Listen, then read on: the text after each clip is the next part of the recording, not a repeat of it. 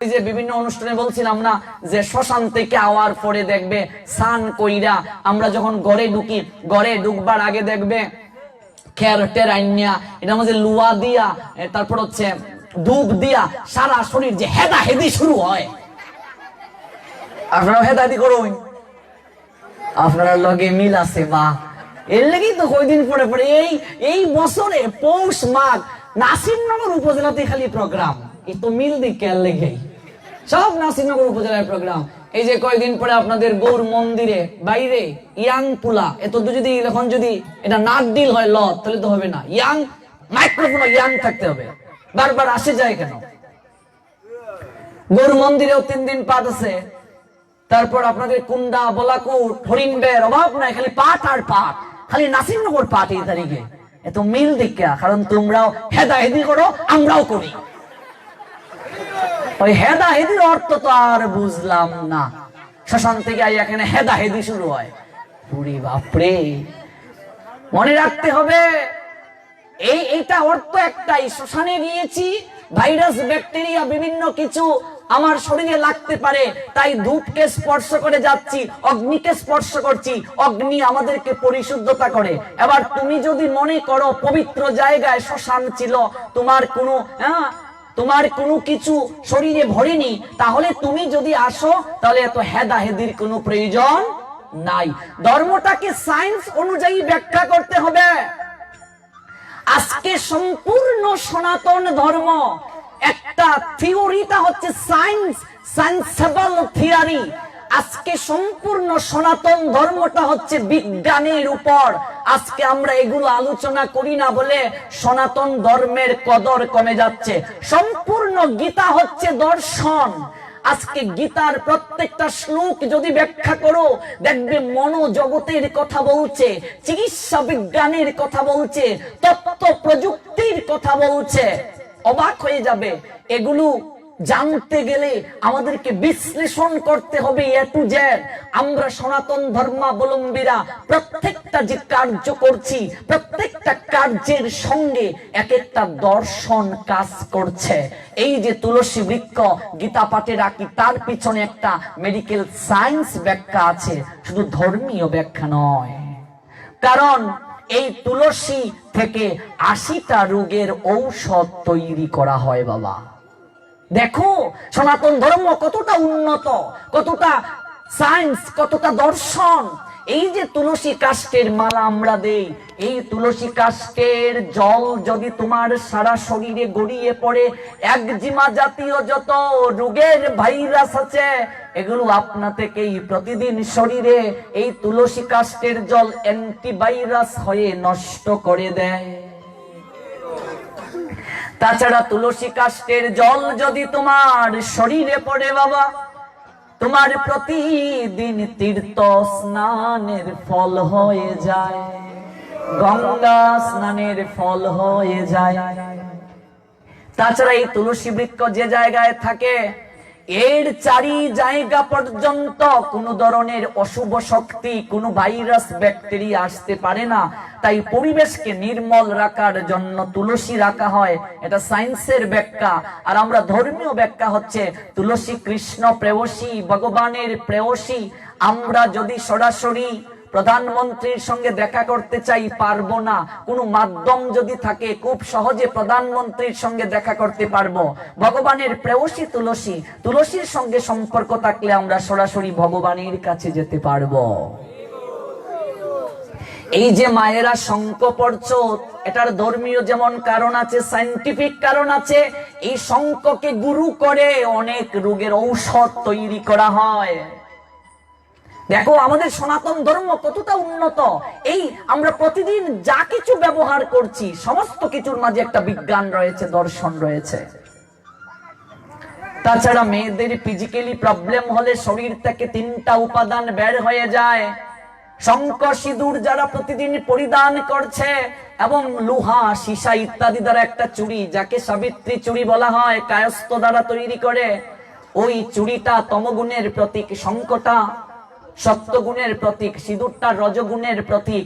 এই তিনটা প্রতিনিয়ত পরিধান করলে ফিজিক্যালি প্রবলেম হলে যে উপাদানগুলো শরীর থেকে বের হয়ে যায়, মেডিকেল সায়েন্স বলছে সেগুলো আবার আপনা থেকে পূরণ হয়ে যায়। সায়েন্সের ব্যাখ্যা আমাদের আর্য ঋষিগঞ্জে বিধান দিয়েছেন, এটার পিছনে কারণ আছে তো মা।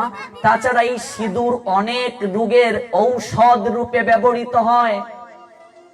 নাভির মাঝে যখন চুলকানি হয় দেখবে সিঁদুর যদি লাগিয়ে দাও দেখবে আপনা থেকেই চুলকানি বন্ধ হয়ে গেছে। কেউ কেউ উপকার পেয়েছেন এইভাবে? দেখো সায়েন্টিফিক কারণ রয়েছে, এত সহজ না। আজকে সনাতন ধর্মের এই সায়েন্স গুলো, দর্শন গুলো ব্যাখ্যা হচ্ছে না। আমরা ধর্মটাকে কেবল মালা তিলকের মাঝে সীমাবদ্ধ করে রেখে দিয়েছি। আমরা ধর্মটাকে কেবল মৃদঙ্গ বাজানোর মাঝে সীমাবদ্ধ করে রেখে দিয়েছি। আমরা ধর্মটাকে কেবল জপতলির মাঝে সীমাবদ্ধ করে রেখে দিয়েছি। আমরা ধর্ম কেবল প্রসাদ খাওয়ার মাঝে সীমাবদ্ধ করে রেখে দিয়েছি। না, এগুলো তো করতে হবে, কিন্তু ধর্ম মানুষকে একটা প্রকৃত মানুষ হতে সহায়তা করে। ধর্ম মানুষকে একটা পাংচুয়ালিটি দান করে। ধর্ম মানুষকে একটা ডিসিপ্লিন দান করে। ধর্ম মানুষকে ধীরে ধীরে সভ্য করে গড়ে তোলে। এই গীতার প্রকৃত শিক্ষাটাই হচ্ছে আমাকে অন্ধকার থেকে আলোর পথে নিয়ে যাওয়ার শিক্ষা। এই গীতার প্রকৃত শিক্ষাটাই হচ্ছে মানুষ হওয়ার শিক্ষা। যে ব্যক্তি মানুষ হতে পারলো না সে তো ভক্ত হতেই পারবে না। আজকে প্লাস্টিক সার্জারি থেকে শুরু করে টেস্ট টিউব থেকে শুরু করে এই তত্ত্বগুলো, চিকিৎসা বিজ্ঞানের অধিকাংশ তত্ত্ব আজকে আমরা দেখতে পাই আমাদের সনাতন শাস্ত্র থেকে এসেছে। এমনকি উড়োজাহাজের তত্ত্ব আমাদের বেদে আছে। এগুলো কল্পনা করতে পারবেন না। দীর্ঘদিন নিয়ে যদি কোনোদিন আসি, 7 দিন 15 দিন পাঠে আমরা বিস্তারিত ধারাবাহিক ভাবে ব্যাখ্যা করব। কাজী যিনি প্রশ্ন করেছেন আমি সংক্ষেপে উত্তরটা দিয়ে দিচ্ছি। তা হচ্ছে সহজ কথায়, অশৌচকালীন সময়ে, জাতককালীন সময়ে নিত্য কর্ম কখনো বন্ধ করা যাবে না। মায়েদের ফিজিক্যালি প্রবলেম হলে, শারীরিক সমস্যা হলেও নিত্য কর্ম কখনো বন্ধ করা যাবে না। এটা কুসংস্কার। আগেরকার শাশুড়িরা বিশেষ করে মায়েদেরকে, নারীদেরকে ফিজিক্যালি প্রবলেমে মাটির মাঝে ঘুম পাড়াতো। এই মাঘ মাসের শীতের রাতটা যদি মাটিতে ঘুমাও তুমি এমনিতেই শরীর খারাপ করে ফেলবে তোমার। মেডিকেল সায়েন্স কি বলছে? আমি বারবার বলি আমরা ভক্ত হব কিন্তু অন্ধ ভক্ত নয়, ধার্মিক হব, ধর্মান্ধ হব না। আজকে হিন্দুরা আমরা ধর্মান্ধ হয়ে যাচ্ছি।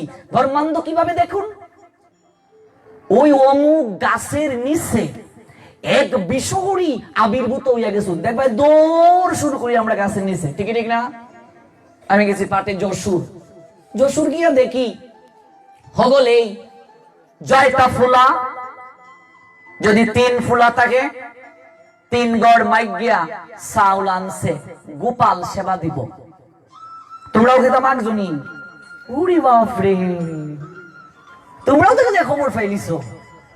আমি বলিতাম মা আমাকে মাগিয়ে থাকো, হয় না এটা তো স্বপ্নে দেখাইছে একজনে গোপালে জয় সন্তান ওই গড় মাইগিয়া গোপাল সেবা দেওয়ান লাগে।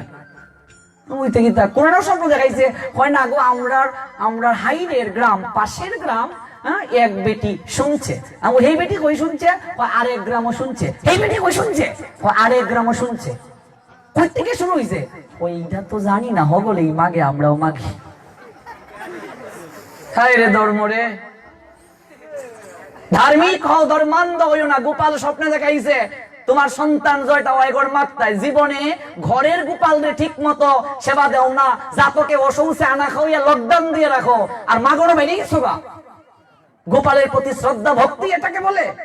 ধর্ম এইভাবে নয়। ধর্ম মানে একটা আধ্যাত্মিক চেতনা।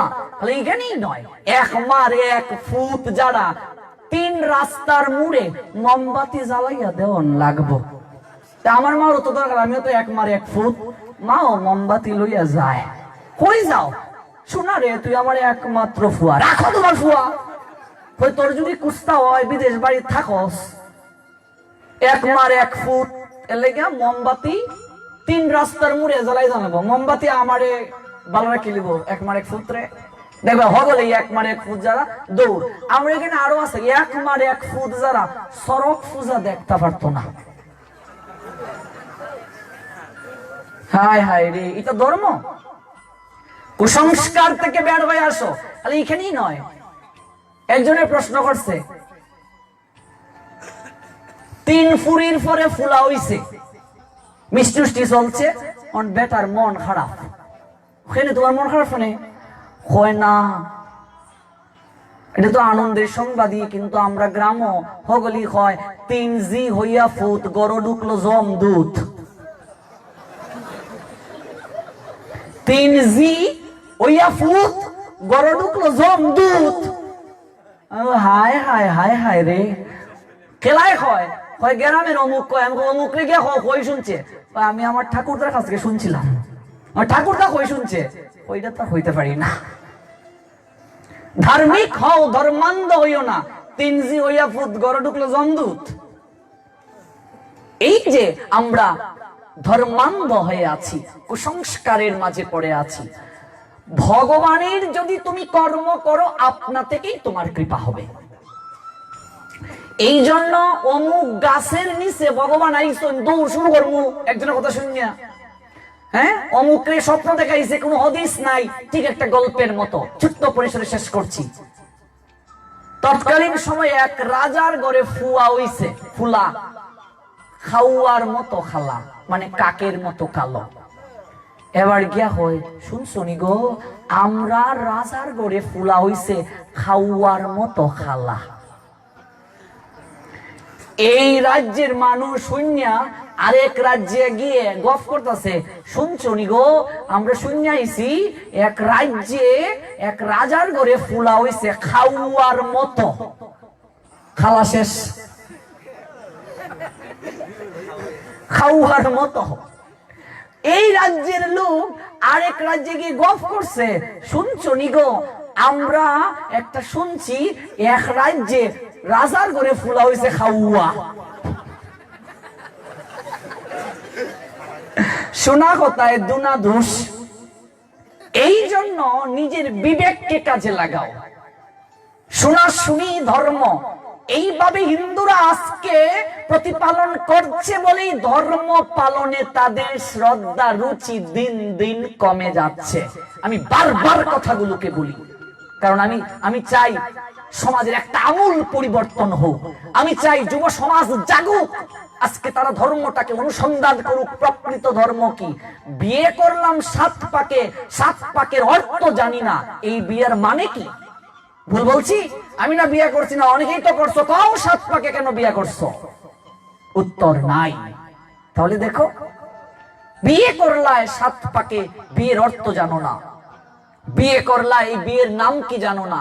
এই যে বারবার এই কথাগুলোকে কেন বলি, একটাই কারণ, মানুষ প্রকৃত ধর্মটা বুঝুক, তত্ত্বটা বুঝুক। তত্ত্ব না বুঝে ধর্ম পালন করলে ধর্মের স্থায়িত্ব হয় না। এই 7 পাকের অর্থ হচ্ছে মেডিকেল সায়েন্স কি ব্যাখ্যা করছে দেখো। আমি বারবার বলি, আমাদের ধর্ম সম্পূর্ণ বিজ্ঞান, আমাদের ধর্ম সম্পূর্ণ দর্শন। প্রত্যেকটার পিছনে দর্শন আছে। এই তিলক দেওয়ার পিছনেও একটা বৈজ্ঞানিক কারণ আছে। আজকে আমরা বিভিন্ন জায়গায় দেখবে কাঁচা পয়সা দেই কি দেই না, এটা একটা দর্শন আছে, সায়েন্টিফিক। প্রত্যেকটার পিছনে দর্শন রয়েছে। বারবার কথাগুলোকে বলি, ধ্যান দিতে হবে। কুঞ্জটা গোলাকার করা হয়, এটার পিছনে একটা সায়েন্টিফিক দর্শন আছে। আজকে তো বিভিন্ন সেন্টারে আমরা কুঞ্জকে কত সিস্টেমে যে কুঞ্জ করি, তত্ত্ব বুঝি না, কিন্তু কুঞ্জ গোলাকার করতে হবে। কেন গোলাকার করতে হবে, তার পিছনে সায়েন্টিফিক কারণ আছে। ম্যাথমেটিক্সের যারা স্টুডেন্ট দেখবে, কোন বিন্দুকে কেন্দ্র করে যখন কোণ উৎপন্ন হয়, 360 ডিগ্রি কোণ উৎপন্ন হয়, তাই তো? 360 ডিগ্রি বিন্দু ব্যতীত কি বৃত্ত অঙ্কন করা যাবে?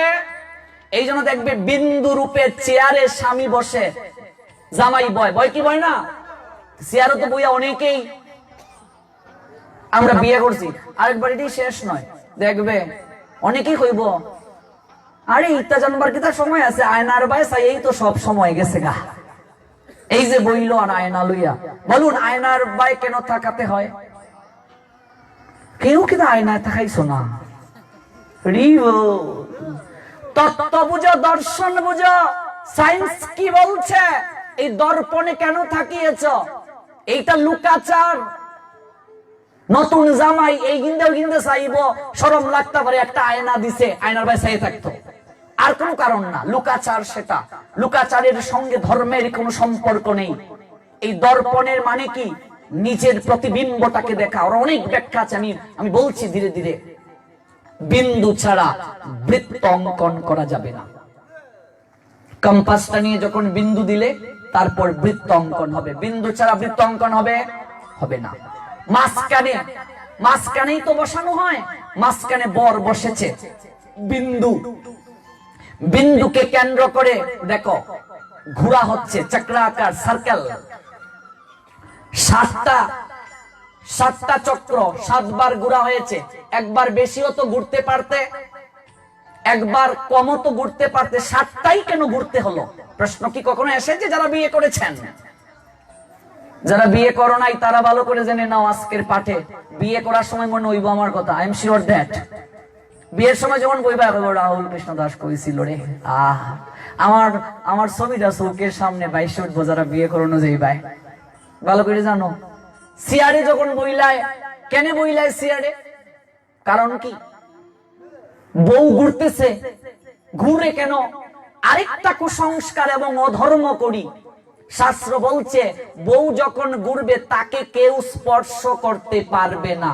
আমরা বৌদিরাই মনে হয় মালা দেলাই, ঠিক না? আমার কাকাতো বোনের বিয়ে, আপন কাকাতো বোনের বিয়ে, আমি ক্লাস 4-এ পড়ি তখন।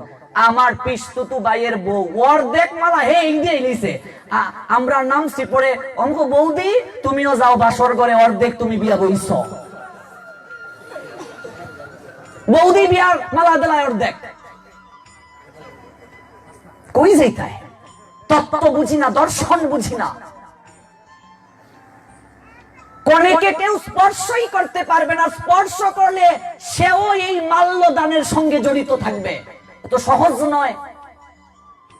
এই জন্য বৈদিক বিয়েতে দেখবে, বৈদিক বিয়ে কি দেখেছো ইস্কনে, গৌরীয় মঠে জামাই কন্যা ছাড়া আর কেউ ঘুরে না। ঘুরে তত্ত্ব বুঝো, দর্শন বুঝো, এটার পিছনে সায়েন্টিফিক তত্ত্ব রয়েছে, দর্শন রয়েছে। বৌদি লইয়া লইয়া ঘুরায়। আরে কুঞ্জুর তলে বিয়ে মানে একটা নতুন জীবনে পদার্পণ, একটা বিয়ে মানে শুভ সূচনা। এখানে আটটা দইরা লগে লইয়া গিয়া নিজেই অর্ধেকে বৌদি হাতে দইরা মালা দেয়। শাস্ত্র আমাদেরকে বলছে স্পর্শ করা মানে যজ্ঞে অংশগ্রহণ করা। ভালো করে বুঝো।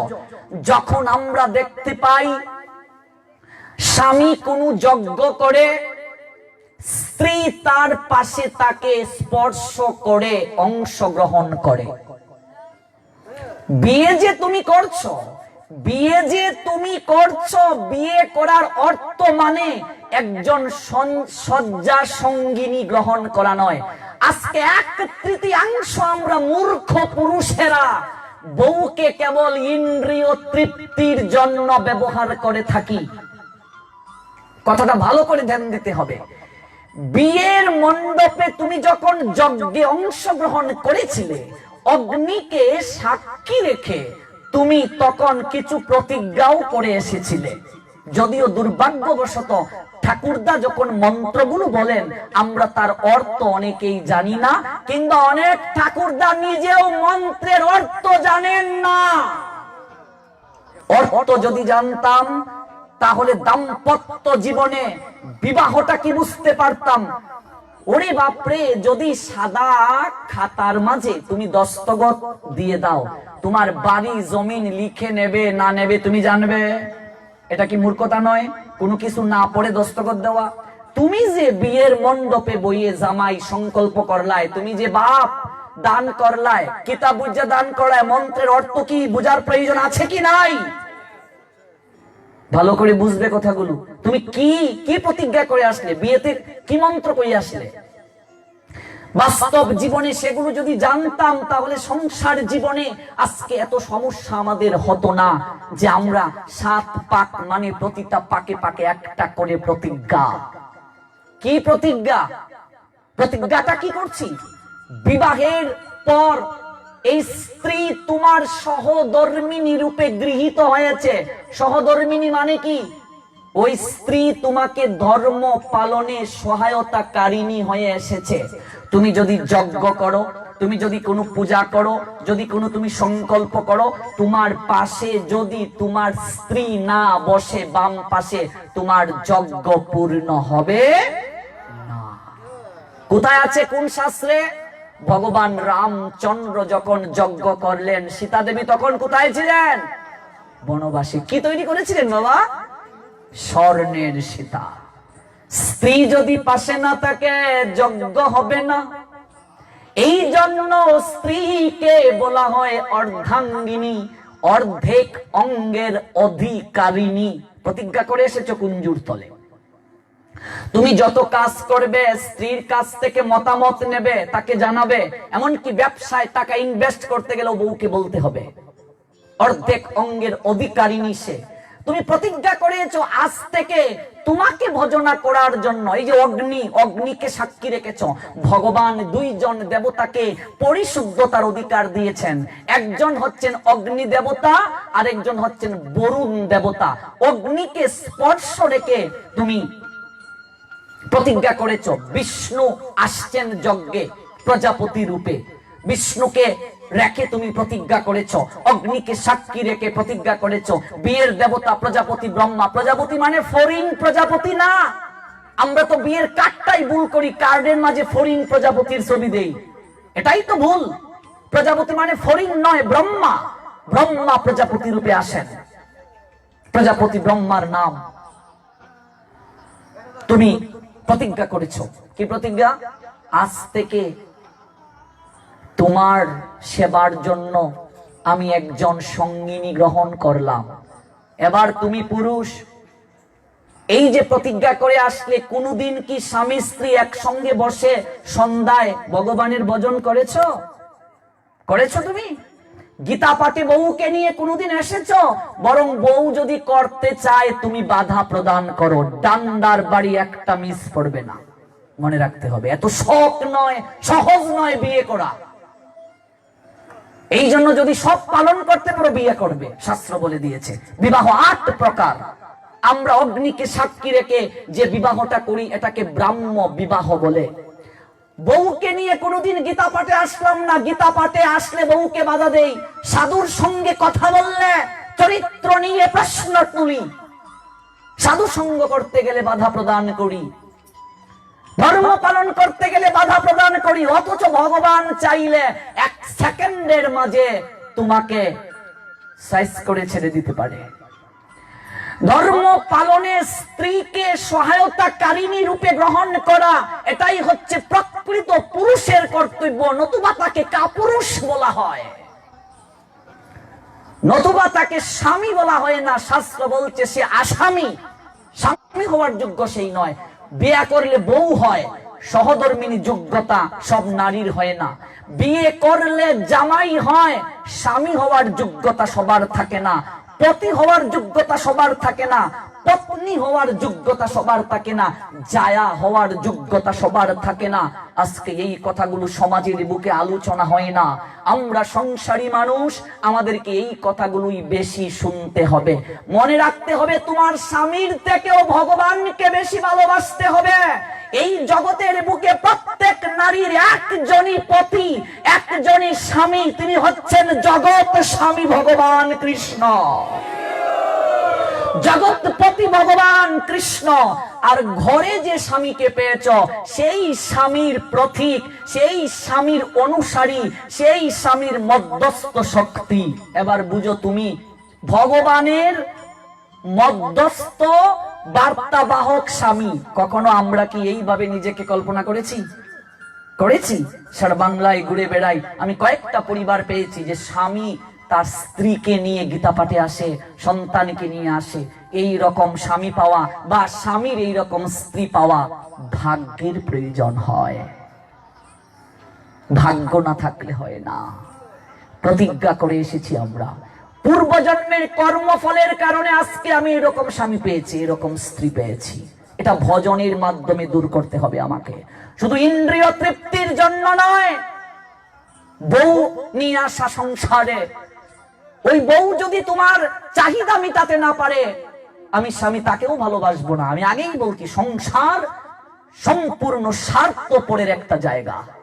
এই জায়গা থেকে আগে আমাকে বের হয়ে আসতে হবে ধীরে ধীরে। মাঝখানে যে তিনি বসলেন, ঘুরছেন, কেউ যদি হাতে ধরে মালাটা দেয় তিনিও অংশগ্রহণ করলেন। এবার অনেক বৌদিরা কার কার কাছে 2-3 বার বিয়ে বইছো তোমরাই জানো। তারা যদি এসে দাবি করে তাহলে কিন্তু যেতে হবে। স্পর্শ করলে মানে কি, এজন্য আমরা অনেক সময় বলি বাইক না স্পর্শ করে থাকো মানে কি, অনেক কুসংস্কার আছে, লুকাচার। আমার বাইক না ছাত্রী দূরে আছে নাইলে হইতো না, এরকমও রীতি আছে। তো একদিনে এত কথা কইতাম, এটা আরেকদিন কই মনে। সময় যেহেতু কম চলে যাচ্ছে, আমরা গীতায় ফিরে আসবো। প্রসঙ্গে যেহেতু এসেছে, 1-2 দিনের পাঠে এগুলো হবে না, এগুলো ধারাবাহিক ভাবে শুনতে হবে। ঘুরছে, স্ত্রী ঘুরছে ঘুরছে, আরেকজনের লইয়া লইয়া ঘুরায়। এরপরে এই শেষ নয়, ফুল তার আতো দিব। এরপরে আবার বৌদি দেখছি অনেক জায়গায় দৌড়া দৌড়া দৌড়ে দেয়, হ্যাঁ স্মরণে দেয়। কেউ স্পর্শ করতে পারবে না, তিনি ঘুরবেন একা একা। গ্রহণটা বুঝতে হবে। বিবাহ অর্থ কি? বি পূর্বক মূর্ধন্যস্য যুগ মূর্ধন্য স্নাহ প্রত্যয় যুগে বিবাহ শব্দটি এসেছে, যার অর্থ হচ্ছে বিশেষ ভাবে ভার বহন করা। তোমার গলায় মালা দেওয়ার অর্থ কি? তাকে আজ থেকে তুমি বিশেষ ভাবে বহন করলে। প্রতিজ্ঞা করে এসেছো সারা জীবন তাকে দেখাশোনা করবে। স্ত্রী প্রতিজ্ঞা করে এসেছে সবাইকে নিয়ে থাকবে। স্বামীকে দেবতা জ্ঞান করবে। এবার স্বামী যদি ধর্ম পালনে বাধা প্রদান করে তাহলে তো সে স্বামী নয়। স্ত্রী যদি ধর্ম পালনে স্বামীকে বাধা প্রদান করে সে স্ত্রী নয়। ভাগ্য স্পষ্ট করে বলে দিয়েছে। সেই মা কখনো মা নয় ধর্ম পালনে যিনি বাধা দেন, সেই বাবা কখনো বাবা নয় যিনি ধর্ম পালনে বাধা দেন, সেই বন্ধু কখনো বন্ধু নয় যে ধর্ম পালনে বাধা দেয়। এমনকি কোন গুরুদেব যদি ধর্ম পালনে বাধা দেয়, সেই গুরুদেবের বাক্য লঙ্ঘন করলেও পাপ হবে না।